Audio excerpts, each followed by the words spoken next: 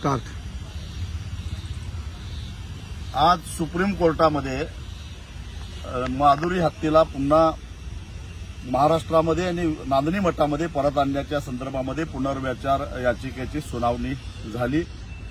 राज्य सरकार, वनतारा आणि नांदणी मठाने संयुक्तपणाने भूमिका मांडली की नांदणी मठानं 7-8 एकर जमीन वनताराच्या देखरेखीखाली माधुरी हत्या आणि इतर हत्यांच्यावर सुद्धा चांगल्या पद्धतीने उपचार करण्यासाठी जागा उपलब्ध करायला तयार आहे। महाराष्ट्र सरकार त्याच्यावर लक्ष ठेवून असेल तेव्हा सुप्रीम कोर्टानं माधुरी हत्येला वनतारामध्ये पाठवण्याचा जो निर्णय दिलेला होता तो बदलून हाय पॉवर कमिटीकडे जाण्याची परवानगी द्यावी आणि हाय पॉवर कमिटीच्या आदेशानुसार माधुरीला पुन्हा नांदणीमध्ये आणण्यासाठी प्रयत्न करावेत, यासाठी ही याचिका दाखल झाली होती। आज सुनावणी झाली आणि सुप्रीम कोर्टानं हाय पॉवर कमिटीनं सगळ्या वस्तुस्थिती समजावून घ्यावी आणि माधुरी हत्येच्या आरोग्याची काळजी करून योग्य तो निर्णय घ्यावा, असा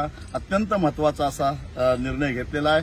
म्हणजे हायकोर्ट आणि सुप्रीम कोर्टाचा आता अडथळा संपलेला आहे आणि आता सोमवारी राज्य सरकार, वनतारा आणि नांदणी मठ हे संयुक्तरित्या हाय पॉवर कमिटीकडे अर्ज करतील आणि एक प्रकारे माधुरी हत्येला नांदणीमध्ये परत आणण्याचा मार्ग काही अंशी सुकर झालेला आहे।